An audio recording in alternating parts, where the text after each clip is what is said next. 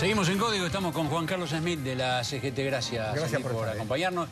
Nos están esperando ya Matías Carugati y Tomás Bulat. Sí, señor. Con ellos vamos a hablar de economía dentro de un ratito. ¿Es verdad lo que dice Caló? Que hay gente a la que la plata no le está alcanzando para comer. Después la presidenta lo retó feo por eso. ¿Por eso es así o no? Hay mucha gente que tiene muchas dificultades para llegar a fin de mes.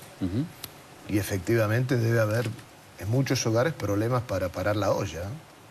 ¿Hablamos de trabajadores en blanco, sindicalizados o del 30 y largo por ciento de trabajadores informales? Indudablemente este fenómeno se da más en el sector informal, en el sector que no tiene convenios colectivos y que dependen de políticas asistenciales o de changas cuando hay. Y frente a eso, la propuesta que uno escucha es, bueno, la CGT de Moyano con la de Caló se van a juntar con Barrio Nuevo, va a haber una unidad en la acción, va a haber un frente sindical común para defender el salario frente a la corrosión de la inflación. ¿Usted cómo ve la evolución posible de esto? Yo creo que el gobierno ha contribuido mucho a que se promueva esa unidad, porque el abanico de reclamos es común, es casi idéntico en cada una de las expresiones sindicales. Y las últimas novedades, lo del martes, lo que confirman es que ni estando en la cercanía del gobierno aparecen las respuestas que necesitamos para resolver los problemas que atraviesan por lo menos los compañeros del sector formal, ni que hablar de los que no lo están. Ahora, la presidenta les dijo a los sindicalistas, bueno, a ver, no se preocupen tanto por la discusión de los aumentos salariales, preocúpense por cuidar que las cosas, o por lo menos las cosas del acuerdo de precios, no aumenten. Me parece que no hay que invertir las responsabilidades, esa responsabilidad primaria es del Estado. Nosotros podemos entender y acompañar el criterio de que efectivamente hay una concentración en algunos rubros en la Argentina, no es nada nuevo. En el periodo de esta década se ha hecho poco por modificar no solamente la matriz productiva, sino que esa concentración siga actuando como verdaderos oligopolios, particularmente en el caso de los alimentos. Los jugadores son globales y son muy pocos. Esto lo conocen, lo pueden explicar mejor los economistas. Pero indudablemente aquí me parece que es una mirada muy sesgada, es decir, vayan a controlar al supermercado. Tiene que haber otros instrumentos, eso forma parte, es una visión muy parcial. No alcanza. No alcanza. No alcanza para que los precios se queden un poquito. Absolutamente. Hace un rato Sergio Massa, sentado acá, habló de inversión, la necesidad de inversión. Y me acuerdo que, hablando con gente del equipo de Macri, hace una semana, un poco más, decían ellos que se habían quedado sorprendidos porque usted en la reunión de Macri con las dirigencias sindicales habló también de la necesidad de inversión, que no alcanzaba solamente crecimiento y consumo, que sin inversión la cosa no se podía hacer sostenible, ¿es así? Y por supuesto, lo pueden explicar mejor los economistas también, pero... Pero usted desarrolló, es eso de la necesidad de inversión. Lo que dijo más acá, usted se lo dijo a Macri hace 15 o 20 días. Pero se lo puedo decir a cualquiera expresión política, porque un modelo únicamente en el crecimiento y en el consumo, indudablemente termina rengo en el desarrollo de su propia dinámica. Mire, yo le voy a contar una anécdota que alguna vez lo hablamos acá. En la cuestión del dragado. En la cuestión del dragado, la Argentina depende, o de la profundización de la infraestructura de la vía navegable, depende de las transnacionales hoy en día. Si el gobierno no hace lo mismo que está haciendo en los ferrocarriles, que dicho sea de paso, creo que hay una diferencia entre la gestión de Randazzo y la lamentable de Schiavi y Jaime, hay una diferencia. Pero si el gobierno no hace el anuncio de que va a comprar equipamientos nuevos, es imposible que la Argentina tenga una solución para los cuellos de botella que significa el crecimiento, por ejemplo, en la frontera agrícola. Si vamos hoy a más de 100 millones de toneladas, hay que preguntarse por dónde va a salir. Sale por los puertos. Y si los puertos no son dotados de ferrocarril, de mejor carretera y de mejor vía navegable, eso no sirve. No sirve. De eso hablo cuando hablo de inversión. De inversión.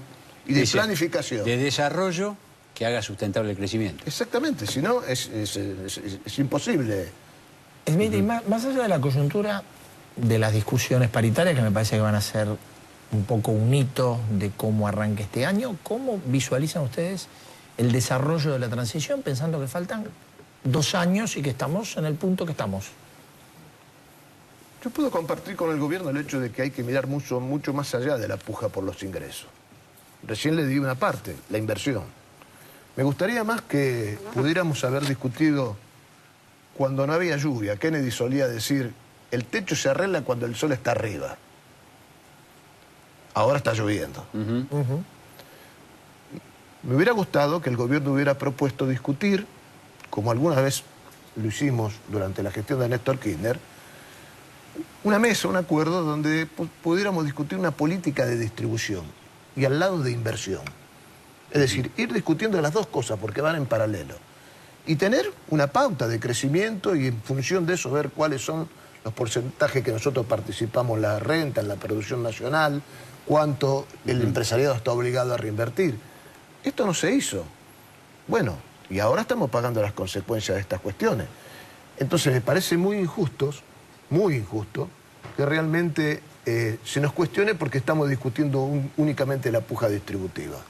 Bueno, pero nosotros representamos a los trabajadores y si no le alcanza para llegar a fin de mes, somos la última cadena del eslabón, que dependemos de los ingresos fijos y lamentablemente tenemos que hacer algo para defender nuestro poder adquisitivo. Debe venir un aumento por suma fija, que el gobierno decía que iba a haber un decreto en marzo, eso se decía en el Ministerio de Trabajo, esto puede solucionar las cosas, hacer un puente hasta que llegue la discusión paritaria. Yo no conozco ningún dirigente sindical que hoy se siente y le diga, mire, vamos a discutir por tal porcentaje.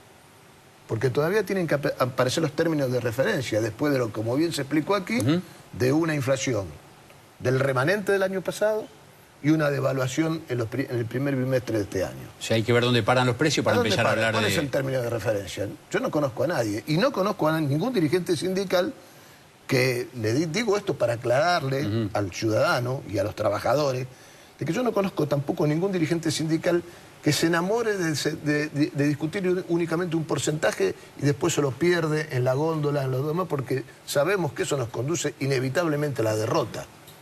Pero para eso hay que haber una discusión mucho más profundo y tiene que haber algo que dijo Massa, y no porque yo esté levantando la mano como candidato. Tiene que haber voluntad de diálogo, pero también de cambio. Un diálogo para los que estamos de acuerdo y sin señalar lo que estamos en desacuerdo no sirve absolutamente para nada. Gracias, Smith. Gracias, muy Muchas gracias. Vamos a hablar de economía un poquito con Tomás Bulatti y Matías Carugati. Mientras nos vamos acomodando apenas en menos de un minuto, 10 datos que nos ponen en contexto de qué está pasando hoy con la economía en la Argentina. Los 10 números de un verano caliente.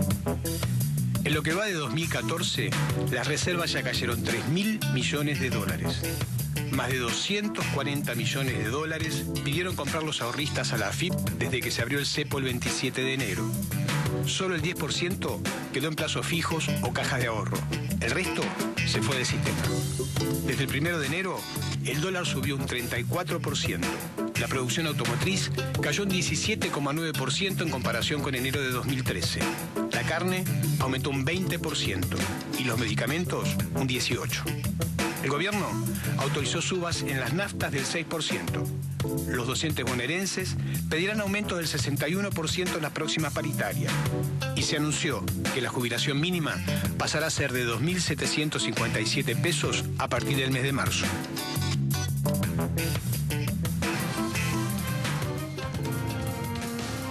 Y acá estamos, 2.757 pesos la mínima a partir de marzo, o sea, se cobra en abril.